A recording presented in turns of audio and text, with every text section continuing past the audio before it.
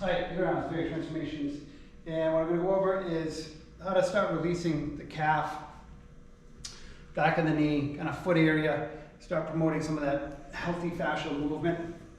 Ideally, again, you want to really kind of work that hip, and can't stress enough how important to keep the fascia moving on the hip is. I've been working this every day, huge responses, better mechanics than I've ever had, probably in 20 years. Maybe not right in the physical shape that I was 20 years ago, because again, I wanted to make sure I was moving properly and doing my mechanics properly before I worked on my strength training aspect. Because I understand that if I can't move properly, I'm going to plateau. I'm going to hit something, and either A, I'm going to injure it, and now I got to start over again, or now I might not work something because of that injury. Regardless, so I'm going to get into this kind of calf stretch position or hamstring stretch, and I kind of want to stretch, so I'm going to plantar flex that foot. I'm going to work this outside line. This is where we all become really extremely tight. I noticed yesterday that I got these kind of scar tissue, and even got a fascia line that's running right through here. You know, it almost sounds, it feels like I'm basically hitting a bone, but it's just the tissue has become so hard. My right calf has been junk for years, and it's just so tight. My whole right leg, in fact. And this is really what started me to do this, because I knew if I continued doing what I was doing, at some point I wasn't going to be able to move the way I wanted to. You know, and the tricky part is, you know, flexibility speaking, I was more flexible than most people that I know, but I was starting to get to a point where it was affecting my daily life and my movement patterns, and if I didn't start doing something about it, and I just, you know, work just exercise, you know, there's no way I can exercise out a tight calf. You just can't. This, you know, tight hamstring, same thing. You can't, everything is not a nail, and, you know, our only tool is our hammer. And that's kind of really what sometimes when we're just exercising all the time basically is. We're thinking, you know, exercise is the hammer and the body is the nail. Unfortunately, you know, that can work when we're in our 20s maybe, but as we get into our 30s, 40s, 50s, we're all going to kind of plateau or hit some kind of peak at some point.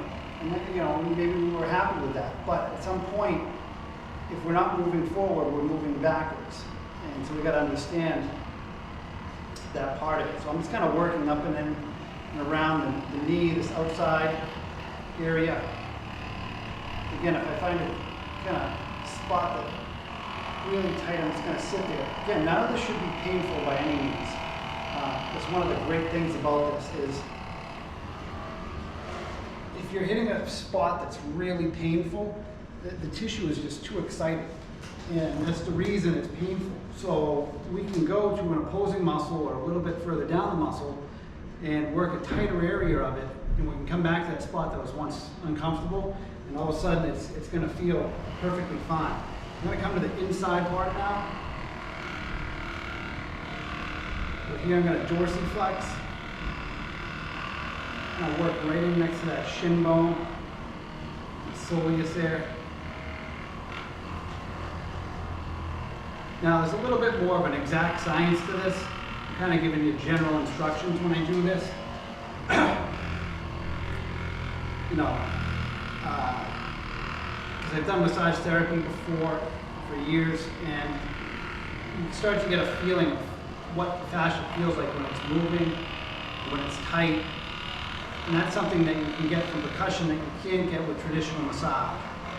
I try to just stretch and work with my hands for maybe, I don't know, 3-4 months, thinking I could just do it just without any tools. And it was moving, but at such a slow rate that I was never going to finish. I was never going to get my body back to the way that I wanted it to be. But once I started getting more comfortable with using a tool to help shape my tissue, the process is sped up exponentially. The hard part is that you need a method is the kind of wish to do this. Now you can just kind of randomly kind of poke around at sore muscles and stuff, and it's going to help. Again, you want to keep that tissue moving.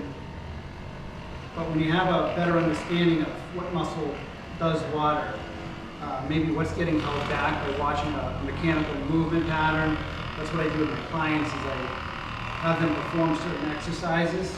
I'm going to go down by the foot here, down by the heel where the adductor of the big toe is. I'm just going to kind of hold and stay there for a little bit. And that's one of the things with the percussion therapy.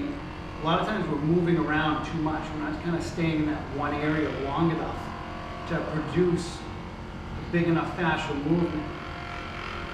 And that's kind of, again, the interesting thing with this that I've discovered by teaching myself to use a tool. If you think about it, this can penetrate so much deeper into the tissue than I could just jabbing my elbow in it. And again, it's really hard to jab your elbow into somebody's foot.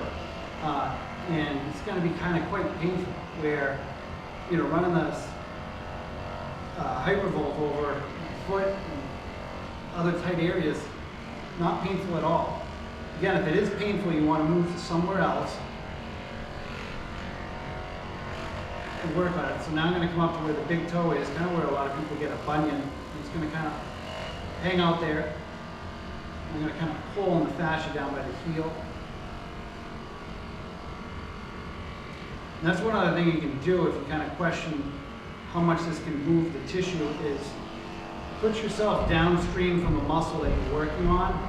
And a lot of times you can feel it releasing underneath your skin. Now, it might take a little bit to get the tissue moving, especially if maybe you're not exercising or something.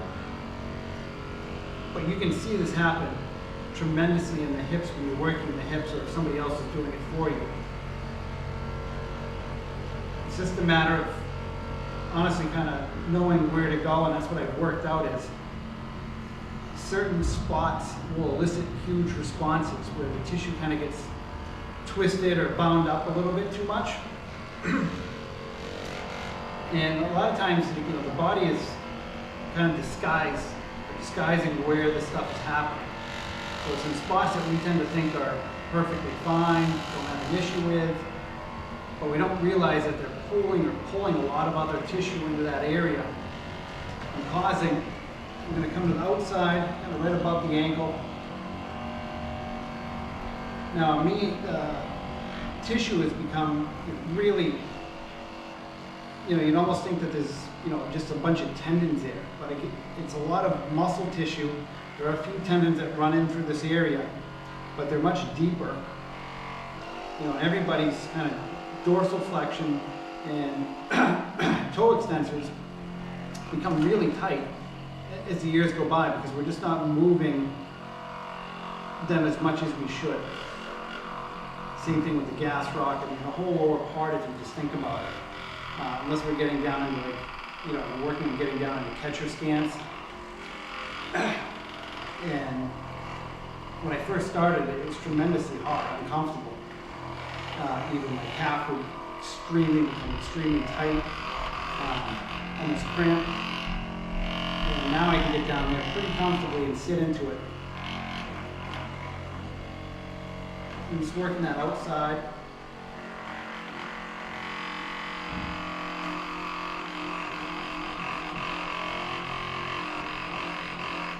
When you kind of go over, you might feel like there's a lump or a bump. And the trick is finding the right angle that the tissue starts to kind of adhere to it. So, I noticed coming here, if I come up and I hit it from a different angle, and that's the best way to understand this too. It depends on the angle in which this is coming in at. So, it's not always productive just to go straight in. I might come in from an angle underneath, sideways, 45-degree angle, things like that. It's hitting it from these different angles that change or alter the fascia, the tissue. It's not directly going straight down and in, and a lot of times that's kind of what happens when we're doing massages. We're pushing straight in, and two, we're only lying in a neutral position. So if you notice all my videos, I'm in these kind of big stretched positions. stretching the tissue already, and then I'm working this. And that's how we're getting, or I'm getting the tissue to really move. If I just kind of had somebody on their side, and you know, this is somewhat stretched, but it's still a neutral position for the most part. Okay. Now, if I was here and kind of getting the tissue work, that's a whole different story. But you got to understand, this can penetrate so much deeper into the tissue, and again, have a ripple effect going outwards that I cannot get with my hands. So, hopefully you found this helpful. Any questions, comments, concerns, please feel free to ask. All right, thank you.